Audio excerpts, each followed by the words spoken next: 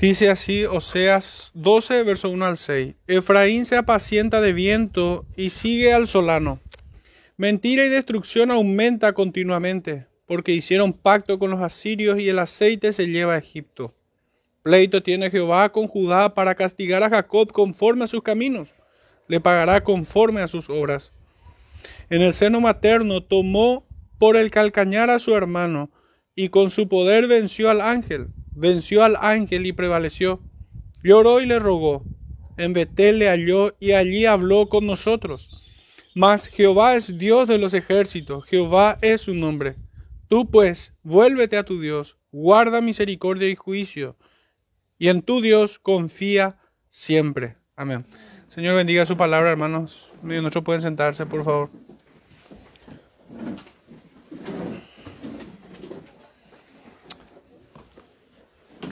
Hermanos, el título de este sermón es ¿cuánto sigue? Decidnos cosas halagüeñas, profetizad mentira. Tomado de la cita con la cual voy a introducir este tema en el libro del profeta Isaías, capítulo 30,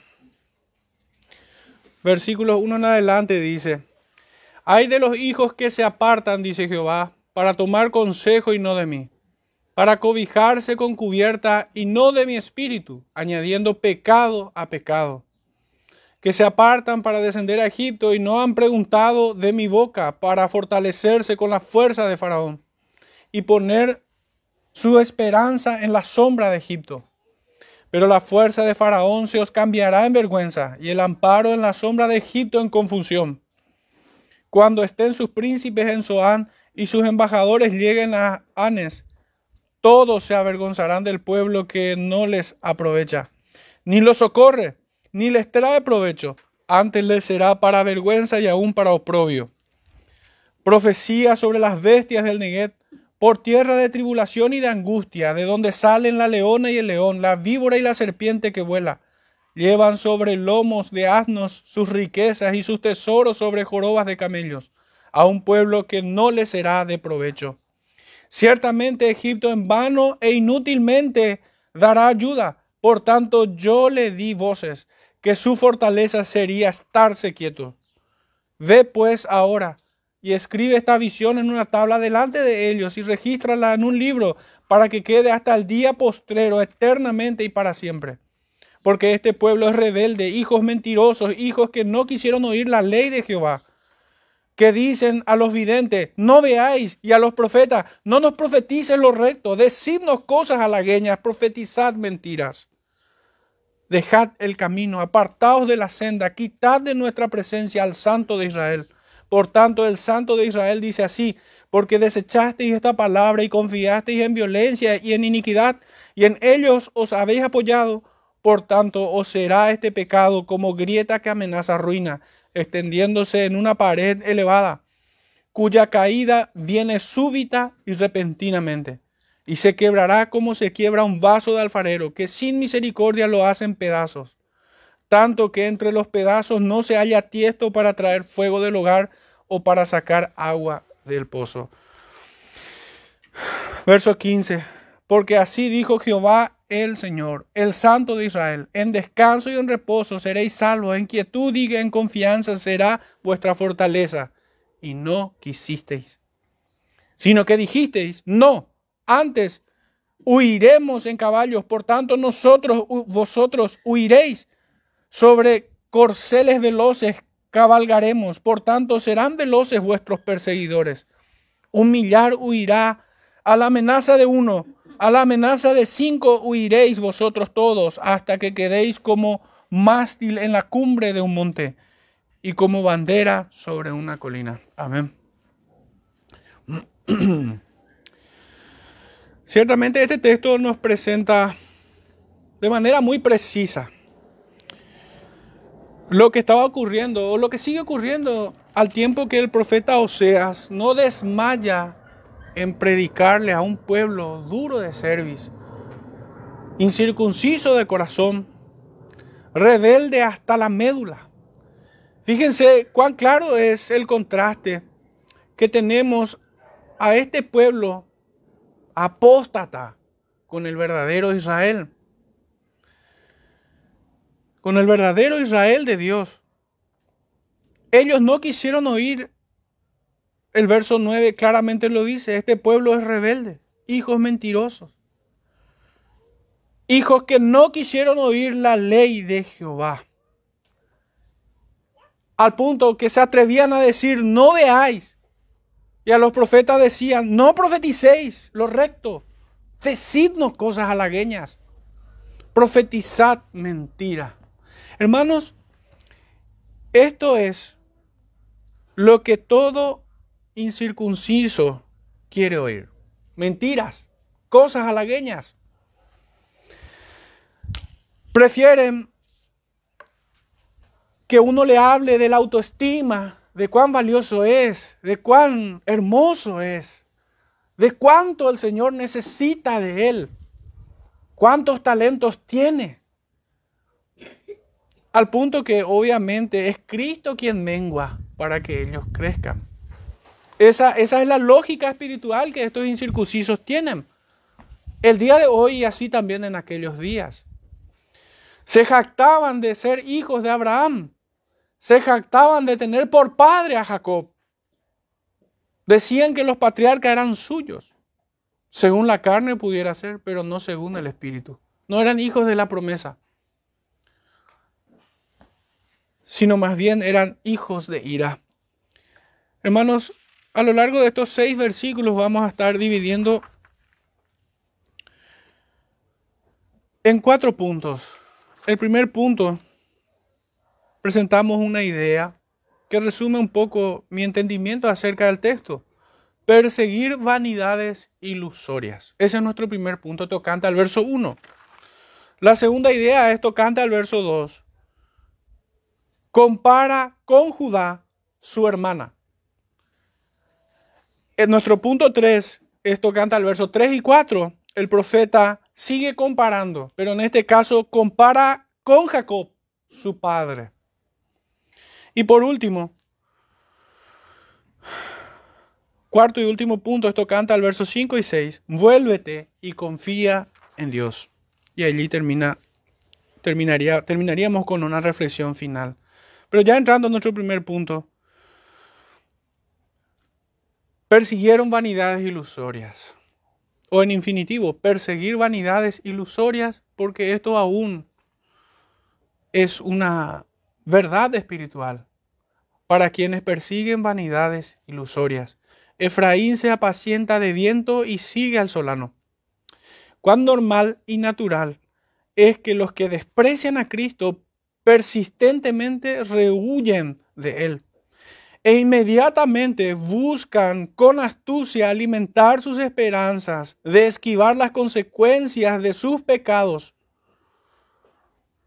y de escapar de la justa retribución que merecen y que ciertamente recibirán en esta vida y en la venidera, que van en pos de cualquier cosa, en busca del viento, persiguiendo al solano. Así es que los malvados tienen su propia verdad, creen tener el control sobre su destino, sobre su justicia, sobre su sentencia. Confían en que su justicia es superior en su opinión. Fabrican su propio Dios o si es necesario, lo eliminan completamente. Todo esto es muy torpe y muy vano. La idea en este texto ciertamente se refleja perfectamente en lo que habíamos leído ya en su momento en el libro del profeta Jonás capítulo 2 verso 8. Los que siguen vanidades ilusorias, su misericordia abandonan y en consecuencia reciben condenación. También en el libro de Job encontramos esta verdad. Dice en Job capítulo 15, versículo 2, ¿disputará con palabras inútiles? No, me corrijo, creo que tomé mal mi nota.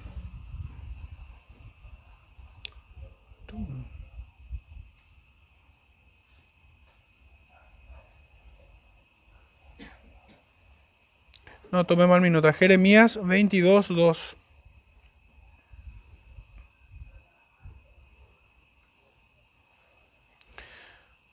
22:22. Dice, a todos tus pastores pastoreará el viento, y tus enamorados irán en cautiverio.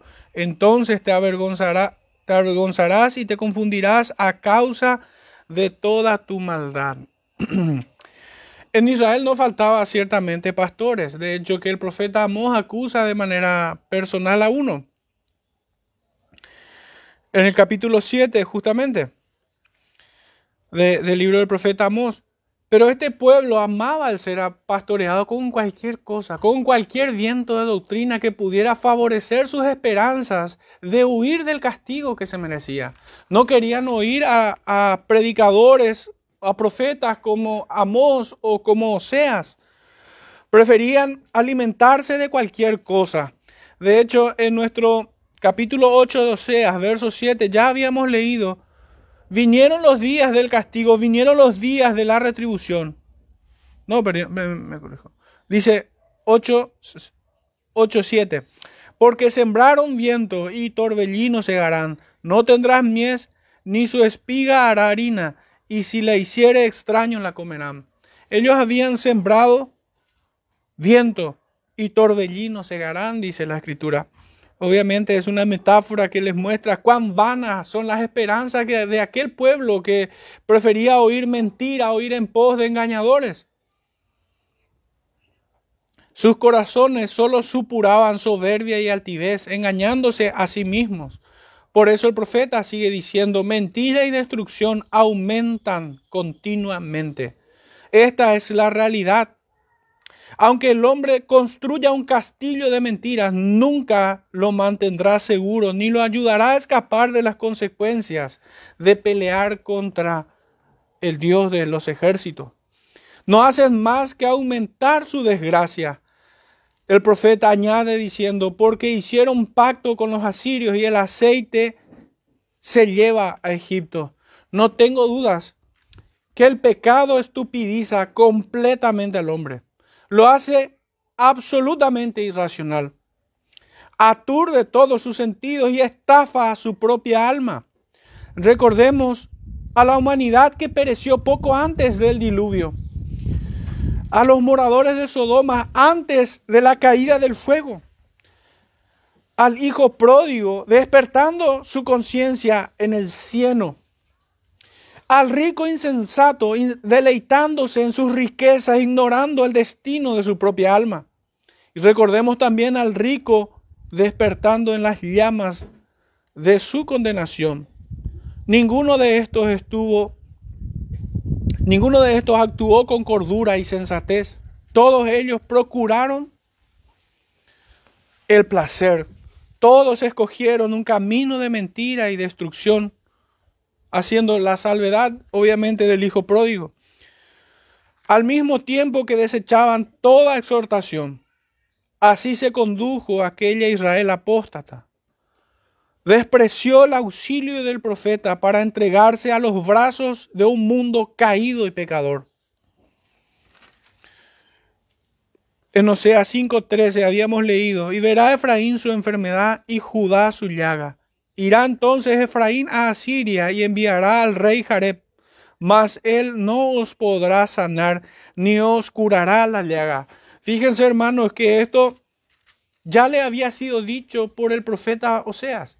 Y acá lo vuelve a denunciar el profeta. ¿Qué nos está mostrando esto? Cuán persistente, cuán obstinado era su desprecio por las palabras del profeta. No admitían corrección, no admitían ser amonestados, no querían oír al profeta. De allí es que toma título este sermón: decidnos cosas halagueñas, profetizad mentira, callen al que habla lo recto. Detengan la verdad en la puerta, que no entre en la ciudad. Ese era el espíritu de estos hombres.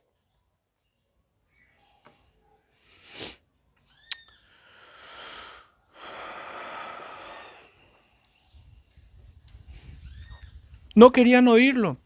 Pero esto claramente, hermanos, esto que denuncia aquí el profeta Oseas, de que ellos hicieron pacto con los asirios y el aceite que llevaban a Egipto, está en Segunda de Reyes 17, 4 al 6, que no hace falta que vayan porque ya lo hemos leído en otros sermones, donde su astucia es quebrada, la astucia de este pueblo de Israel, porque buscaron ayuda en aquel que sería su verdugo.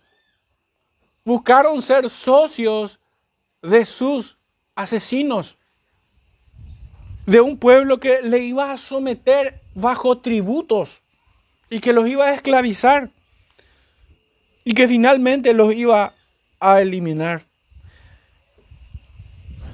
Es notable que todo enemigo de Dios se alía con los enemigos de Dios.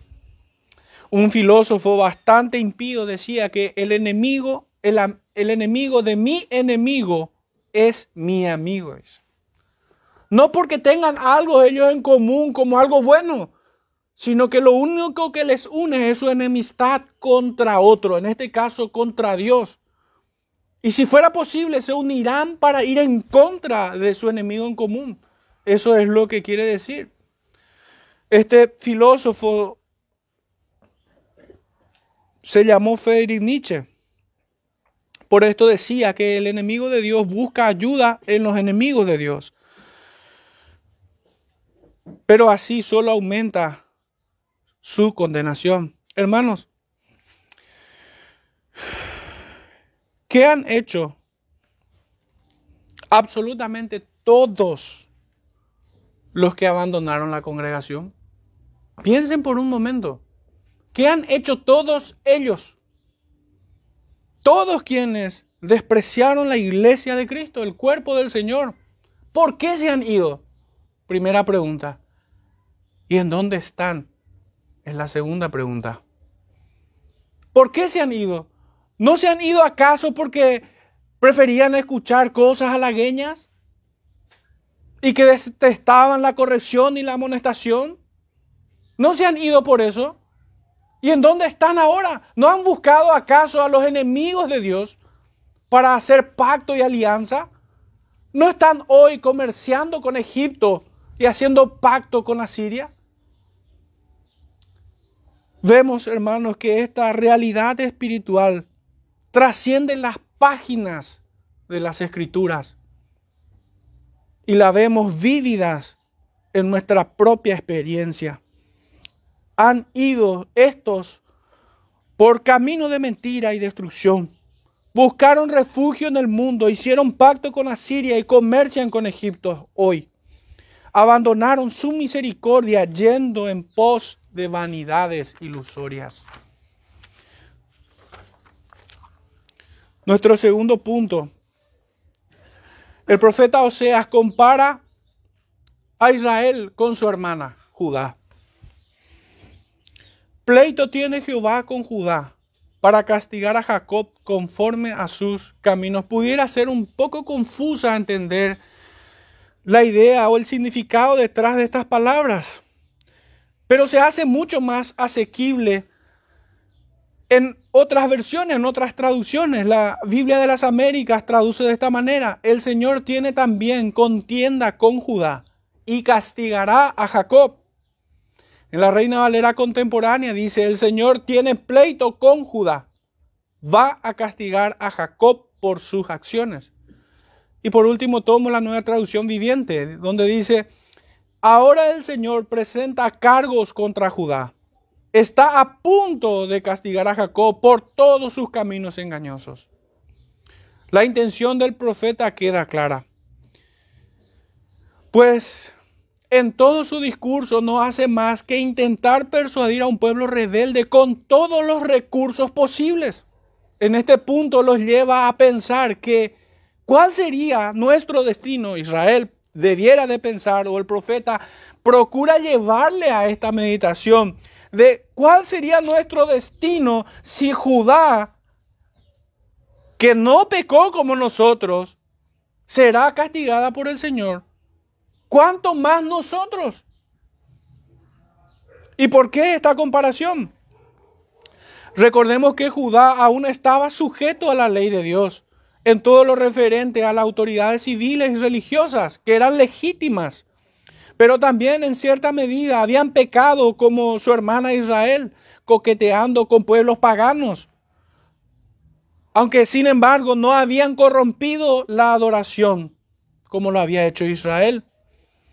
En el trono seguían manteniendo del linaje de David y en el templo del linaje de Aarón. Estaban aún bajo el amparo de Cristo.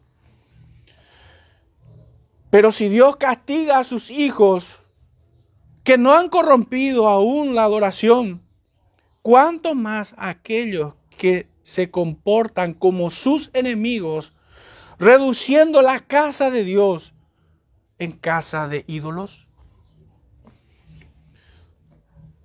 Esta es una verdad que la iglesia lo sabe claramente. En Hebreos capítulo 12, verso 4 al 8 dice: porque aún no habéis resistido hasta la sangre, combatiendo contra el pecado. Y habéis ya olvidado la exhortación que como a hijos se os dirige, diciendo: hijo mío, no menosprecies la disciplina del Señor, ni desmayes cuando eres reprendido por Él. Porque el Señor al que ama disciplina y azota a todo el que recibe por hijo. Si soportáis la disciplina, Dios os trata como a hijos. Porque ¿qué hijo es aquel a quien el Padre no disciplina? Pero si se os deja sin disciplina, de la cual todos han sido participantes, entonces sois bastardos y no hijos. Saltando al verso 11, dice: es verdad que ninguna disciplina al presente parece ser causa de gozo, sino de tristeza, pero después da fruto apacible de justicia a los que en ellas han sido ejercitados. Vemos entonces, hermanos, que Judá será disciplinada como a un hijo y será castigada aún como a un hijo, pues aún permanece bajo la sombra de Jesucristo. Pero este amor del Señor no es un amor que se complace en el pecado, no es un amor que fortalece la iniquidad, sino todo lo contrario, sino que corrige y aún arranca y aún corta si es necesario, preservando así la pureza de su pueblo. Por eso el profeta sigue diciendo que a Israel, a Jacob, le pagará conforme a sus obras. Básicamente se hicieron merecedores de maldición al desechar ellos el linaje de David sobre la casa real, sobre el trono de Israel. Se apartaron de Cristo cuando ellos desecharon el sacerdocio del linaje de Aarón, rechazaron a Cristo como su sacerdote.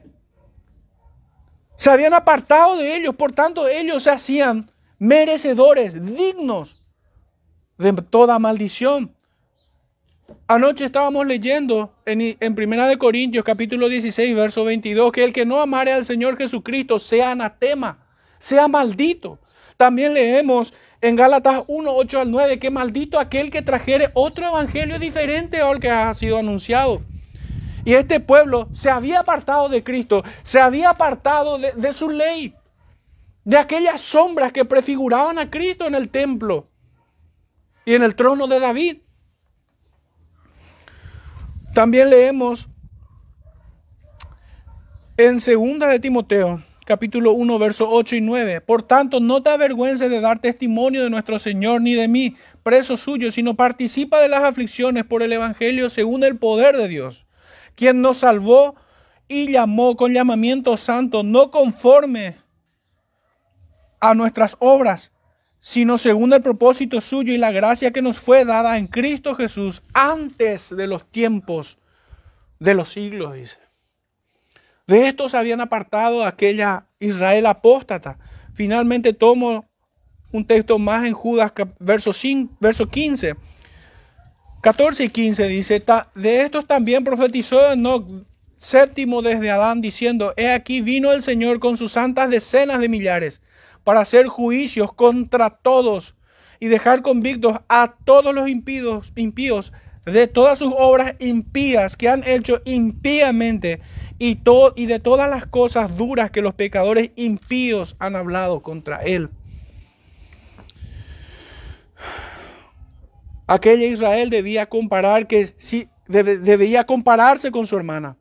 Que si ésta, siendo aún más recta, o en otras palabras, que no había pecado en la medida en la que ellos habían pecado, iba a ser castigada, iba a ser juzgada por el Señor, iba a recibir azotes. ¿Cuánto más ellos? ¿Cuánto más ellos? Que habían despreciado por completo la ley de Dios. Habían despreciado al Señor completamente. Su castigo sería aún mayor, sin duda alguna. Nuestro tercer punto es tocante al verso 3 y 4, donde encontramos una comparación que hace el profeta Oseas con su padre Jacob. Compara a esta Israel apóstata con su padre Jacob. Aquí tenemos tres eventos acerca de Jacob, de cómo buscó a Jehová y procuró su bendición hasta alcanzarlo. Esto sin duda alguna es un humillante y aplastante contraste con esta Israel infiel, que no solo no buscó al Señor, sino que lo resistía y aún se aliaba con aquellos que Jehová detestaba.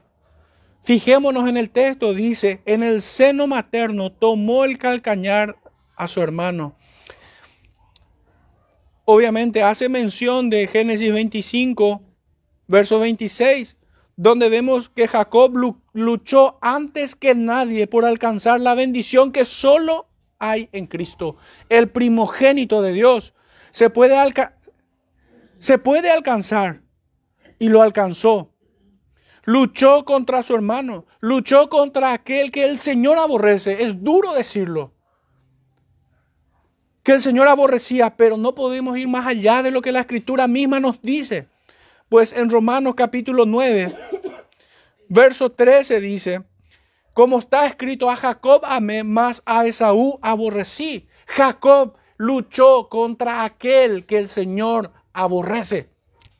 Y esto no lo hacía Israel, sino que buscó hacer pacto con Asiria y buscó comerciar con Egipto. Hermanos, no se puede comerciar con el enemigo, sino sacar la espada del evangelio. No podemos ser tan hipócritas de sacar ventaja de alguien que va al infierno. Eso es vil. Eso es vil. Y esto hacía aquella Israel. Jacob no se confabuló con aquel que es aborrecido por Dios, con su hermano Esaú, sino que fue contra él. Dice en el libro del profeta Malaquías, capítulo 1, verso 1 en adelante, profecía de la palabra de Jehová contra Israel por medio de Malaquías. Yo os he amado, dice Jehová, y dijisteis, ¿en qué nos amaste? ¿No era Esaú hermano de Jacob? Dice Jehová, y amé a Jacob, y a Esaú aborrecí, y convertí sus montes en desolación, y abandoné su heredad para los chacales del desierto. Cuando Edom dijere, nos hemos empobrecido, pero volveremos a edificar lo arruinado, así ha dicho Jehová de los ejércitos, ellos edificarán y yo destruiré, y les llamarán territorio de impiedad y pueblo contra el cual Jehová está indignado para siempre. Y vuestros ojos lo verán y diréis, sea Jehová engrandecido más allá de los límites de Israel. El hijo honra al padre y el siervo a su señor. Si pues soy yo padre, ¿dónde está mi honra? Y si soy señor, ¿dónde está mi temor? Dice Jehová de los ejércitos a vosotros, oh sacerdotes, que menospreciáis mi nombre y decís, ¿en qué hemos menospreciado tu nombre?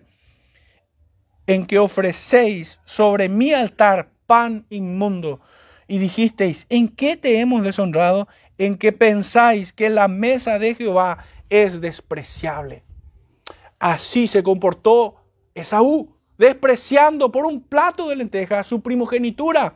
Así se comportó esta Israel, que desechó la verdadera adoración en el templo por su propia adoración idólatra, fruto de una imaginación diabólica, apartándose de la ley de Dios.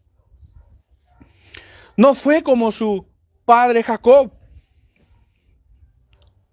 Y es que todo escogido por el amor electivo del Padre extiende su mano hacia Cristo, como lo hizo Jacob, procurando alcanzarlo a Él, a Cristo, en el poder del Espíritu Santo. Aunque para ello tenga que manotear toda mano que se interpone entre su alma y su amado Salvador. Esto fue lo que hizo Jacob.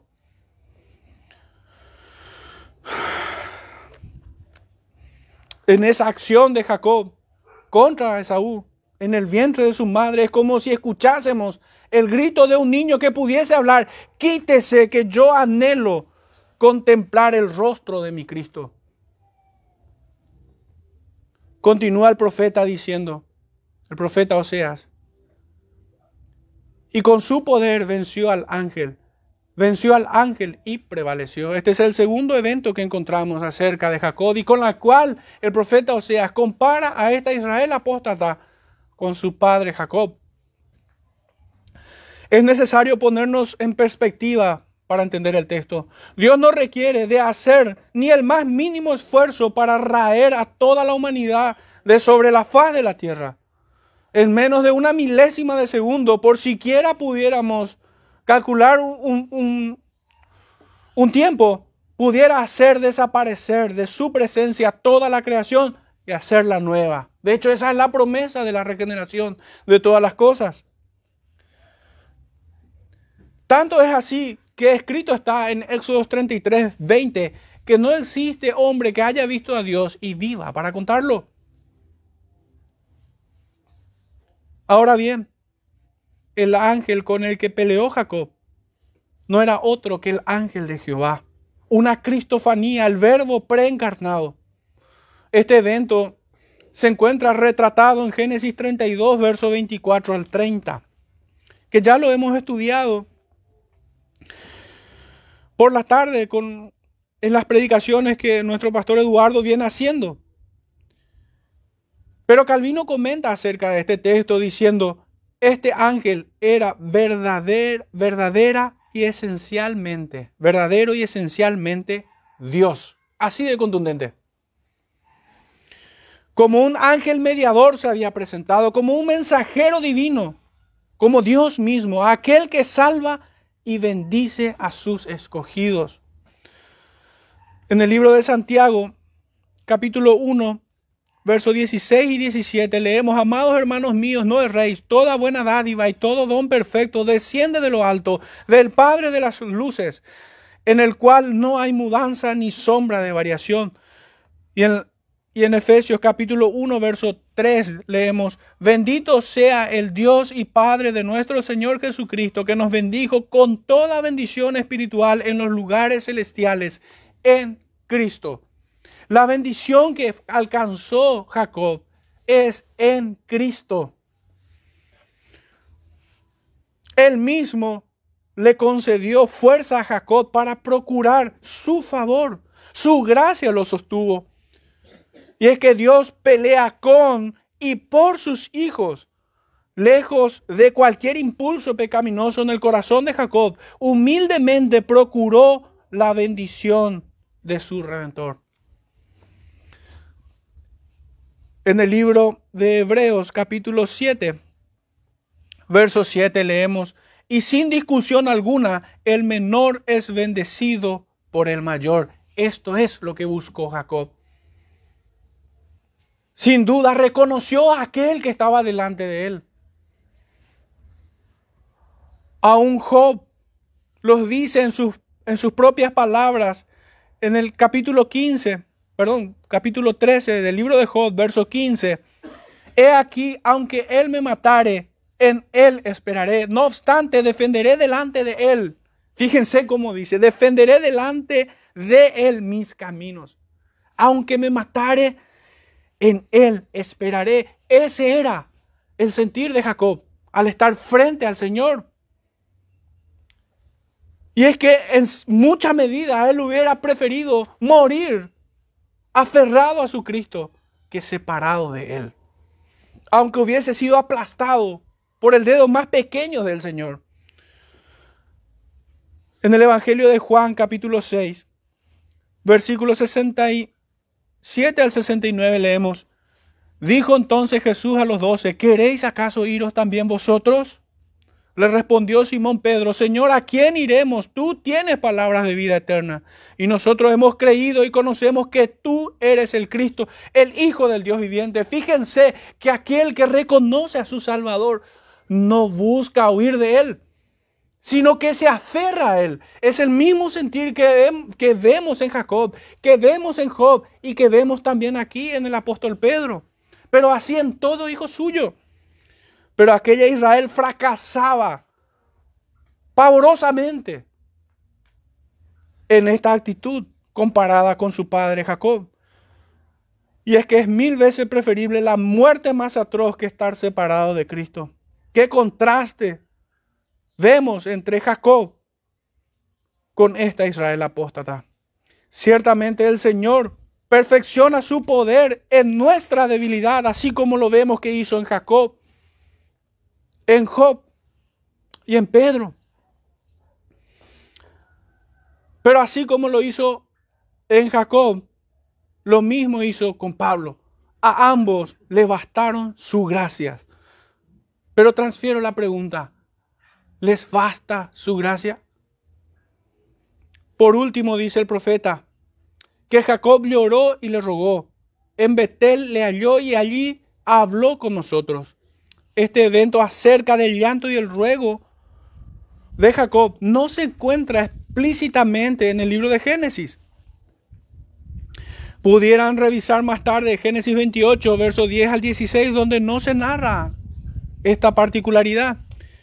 Aunque algunos comentaristas lo observan, esto que nos aporta el profeta Oseas, como los medios con los cuales peleó Jacob con el ángel de Jehová, llorando delante de él y rogándole en su presencia, implorándole su bendición. Esas fueron sus armas, dicen muchos comentaristas. Y ciertamente esto ha de esperarse, pues vemos a un Jacob humillarse delante de su hermano, cuánto más frente a aquel Cristo preencarnado. Es muy lógico lo que vemos aquí. Jacob halló, o mejor dicho, Dios le halló a Jacob en Betel. Pero la Israel apóstata convirtió la casa de luz en idolatría. Un absoluto contraste. Israel había fracasado siendo comparado con su hermana Judá y con su padre Jacob. Así es que entramos en nuestro cuarto y último punto tocante al verso 5 y 6, donde escuchamos decirles al profeta, vuélvete y confía en Dios.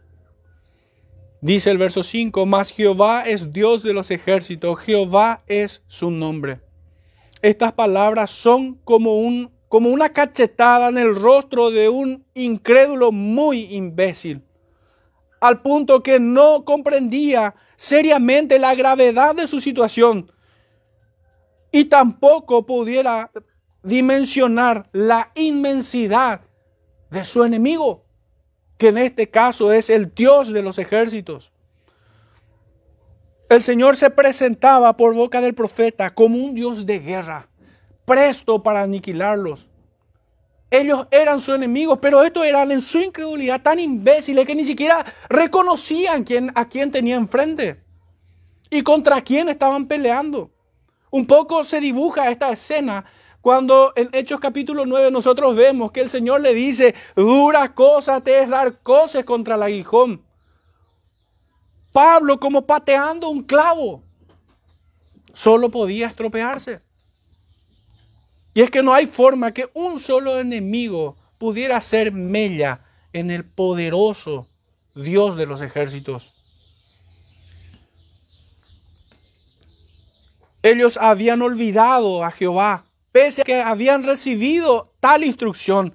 En Éxodo capítulo 3, verso 15, leemos, además dijo Dios a Moisés, así dirás a los hijos de Israel, Jehová, el Dios de vuestros padres, el Dios de Abraham, Dios de Isaac y Dios de Jacob, me ha enviado a vosotros. Este es mi nombre para siempre. Con él se me recordará por todos los siglos. Ciertamente el profeta, a modo de una cachetada con estas palabras, sacude la conciencia y les recuerda quién es Él. Porque en su estupidez habían olvidado su nombre. No temían delante de Él.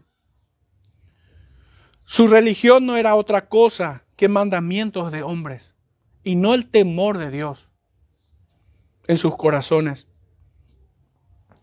Dice el profeta Isaías, texto muy recordado por nosotros, en Isaías capítulo 8, verso 13. A Jehová de los ejércitos, a Él santificad, sea Él vuestro temor y Él sea vuestro miedo. Pero este pueblo se comportaba como si no conociese al Señor, pues no tenían miedo, no temían delante de Él, no se santificaban en su presencia, sino que aún se atrevían a ir en contra de sus designios.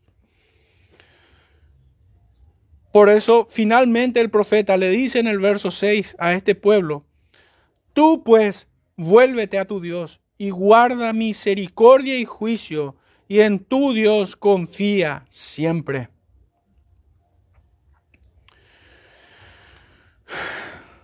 Hermanos, siempre albergamos en nuestros corazones la esperanza que el Señor tenga de sus escogidos en medio de aquellos a quienes predicamos.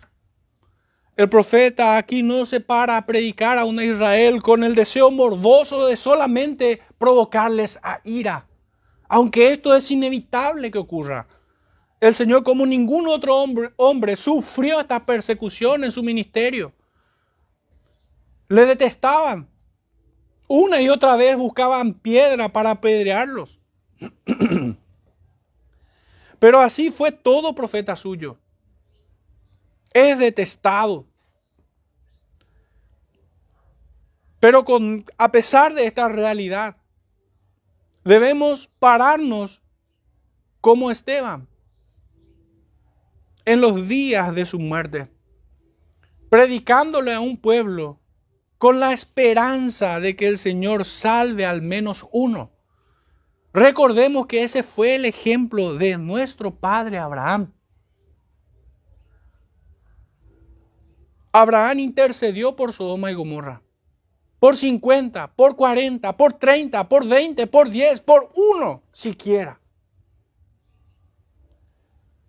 Ese es el sentir que vemos finalmente en este profeta. Que a pesar de las muchas adversidades y contrariedades que producía su predicación en este pueblo, incansablemente predicaba una y otra vez con la esperanza de que al menos uno viniese a salvación. Hermanos, ese debe ser también nuestro corazón. Al momento de predicar el Evangelio, al momento de hablarle a nuestros amigos, vecinos, compañeros de trabajo, compañeros de estudio, a quienes el Señor enviare delante de nosotros, debemos hablarles con la esperanza de que el Señor despierte su alma de la condenación en la que se encuentra, que sea traído de las tinieblas a su luz admirable, que el Señor le conceda vida aún estando muerto en sus delitos y pecados. Pero debemos cuidar nuestros corazones también y nuestra mente de no querer cambiar el discurso. No hay otro evangelio que predicar, sino este, el de la confrontación, el discurso de los violentos que arrebatan el reino de los cielos, no el de los cobardes que allanan su discurso según el paladar de su audiencia. Debemos rogar al Señor como vemos que lo hizo Jacob. Debemos procurar al Señor en todo hálito de vida. Procurar alcanzar a Cristo, procurar ver a Cristo. Debemos aferrarnos a Él. Aunque debiéramos exclamar con el apóstol Pedro: duras son tus palabras, pero solamente en ti hay palabras de vida eterna. No podemos desmayar. El Señor es galardonador de los que le buscan. Jacob lloró y rogó y fue hallado en Betel por Dios mismo. Y es que Dios no abandona a sus hijos. Nunca los ha desamparado. Aunque ciertamente no pocas veces sus hijos deben ser probados, pues la fe se prueba por fuego. Así vemos que nuestro Señor le advierte a Pedro que Satanás le iba a zarandear, pero que él rogaría por él para que no les falte fe. Vemos su oración al Padre en Juan 17, donde él nos confirma y nos ratifica el mayor aliento que podemos tener. Y es que ninguno se perderá de sus manos. Ninguno se caerá de su gracia. Esto es lo que el Señor dice en su oración. Ninguno se perdió. Ninguno se perderá. El Señor intercede por nosotros aún hoy. Él es nuestro mediador. A Él debemos ir como Jacob. El no hacerlo es deslizarnos hacia esta Israel apóstata. El apartarnos de su ley y no adorarlo como conviene a todo creyente es despreciar a Cristo también.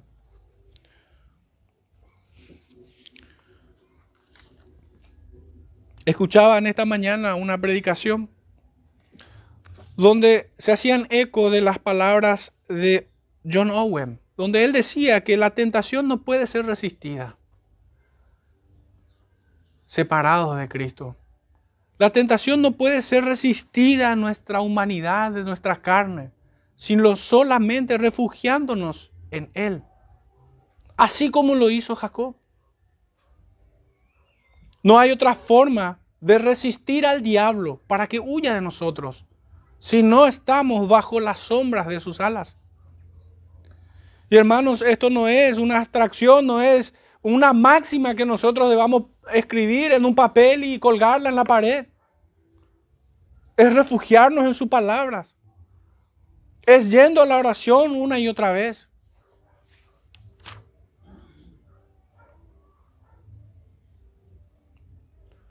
Que no se extrañe a alguno que descuidando estos medios de desgracia se encuentre en condenación. Que se encuentre en tribulación y sin esperanza. Que se encuentre en angustia y abatido. Confundido y extraviado.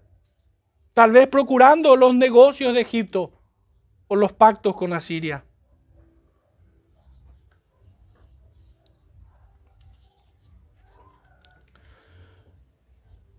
El profeta le dice, vuélvete. Esto significa arrepentirse. Venir en arrepentimiento y fe al Señor. Abandonar la vida de pecado. Que todo aquel que invoca el nombre de Cristo se aparte de toda iniquidad.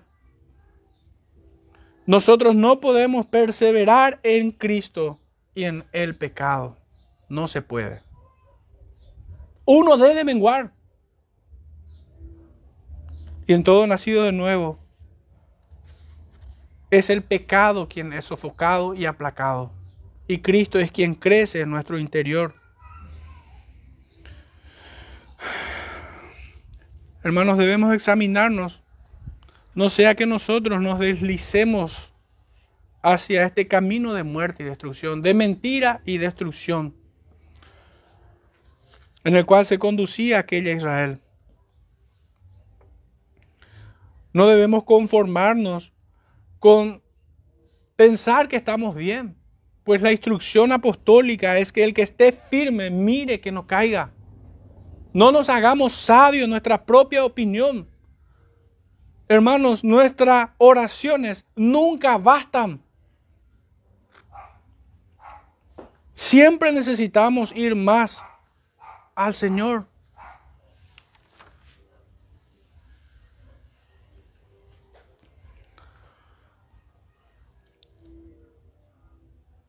Roguemos al Señor, hermanos, una vez más en oración, que Él aplique en fe a nuestros corazones su palabra en este día. Oremos, hermanos, en este tiempo. Padre amado, te damos gracias una vez más por tu bendita palabra.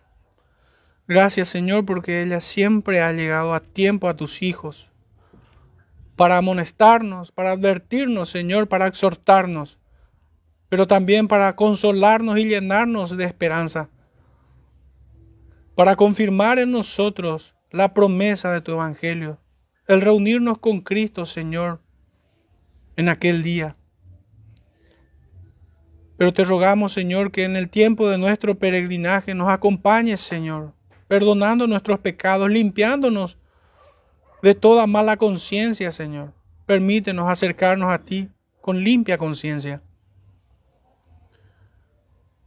Bendice, Señor, a tu pueblo en esta mañana en el nombre de nuestro amado Salvador. Te rogamos esto. Amén.